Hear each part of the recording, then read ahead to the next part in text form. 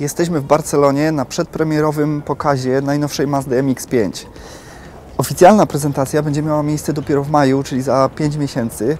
Tymczasem udostępnione zostały nam samochody z kierownicą po prawej stronie z silnikami 1.5 o mocy 130 koni i o momencie obrotowym 150 Nm. Za chwilę będziemy mieli okazję sprawdzić, jak ten samochód zachowuje się na drogach.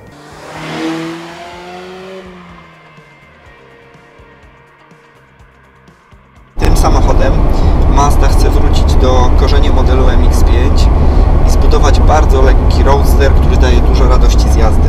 Masa w tym samochodzie rzeczywiście jest bardzo ważna. Obecna czwarta generacja MX-5 waży 1000 kg. Jeżeli porównamy ją do pierwszej generacji, to jest cięższa co prawda o 50 kg, ale jeżeli porównamy ją do poprzednika, to jest lżejsza. Odchodzili ją inżynierowie o aż 100 kg. Tak naprawdę masa definiuje ten samochód, jego niewielkie rozmiary, stosunkowo nieduże 16-calowe obręcze kół, malutkie tarcze hamulcowe, ale przy tej masie z silnikiem o mocy 130 koni mechanicznych okazuje się, że takie hamulce są wystarczająco szybko się chłodzą, wystarczająco szybko wytracają prędkość. Podczas tej prezentacji udostępnione zostały samochody tylko i wyłącznie z tym słabszym silnikiem 1,5-litrowym, ale dostępny będzie również 2-litrowy o mocy jeszcze nie dokładnie jakiej, ale można się spodziewać, że będzie to około 160-70 koni, a może nawet więcej. Pozycja za kierownicą w nowej generacji MX-5 jest lepsza niż w poprzedniku, wyraźnie.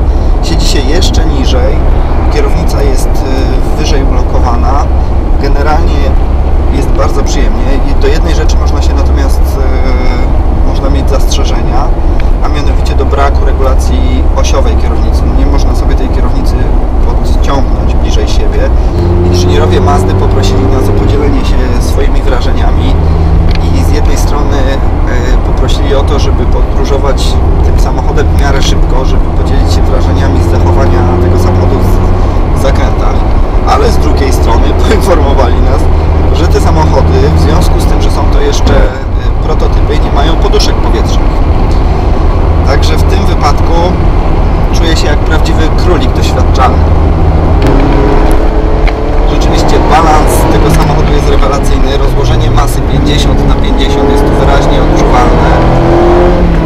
Moc może nie robi tak dużego wrażenia, aczkolwiek jest to moc wystarczająca do tego, żeby tym samochodem się trochę pobawić.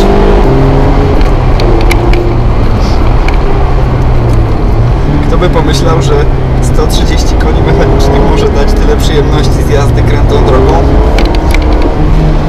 A jednak ten powrót do pierwotnej radości z jazdy Mazdzie się udał. Ten samochód rzeczywiście tą niską masą potrafi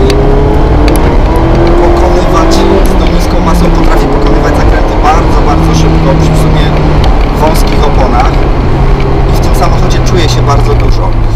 W obecnych, nowoczesnych samochodach w zasadzie takie wrażenia są niedostępne. Te samochody są wytłumione, wyciszone,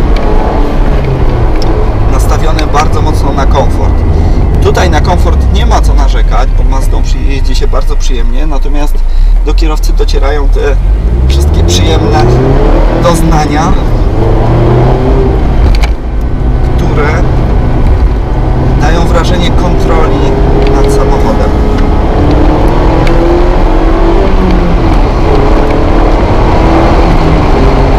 Wnętrze.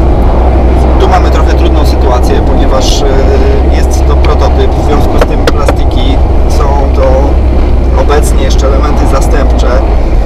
W tym samochodzie ważniejsza jest mechanika, inżynierowie pracowali nad mechaniką, natomiast jak zresztą widać, te plastiki zostaną zastąpione materiałami o lepszej jakości. O ile lepszej, okaże się dopiero w maju. Koncepcja Mazda MX-5 lekkiego roadstera powoduje, że tego samochodu nie kupuje się na pokaz. Ten samochód kupuje się dla siebie, a to z kolei powoduje, że tym samochodem jeżdżą bardzo sympatyczni ludzie.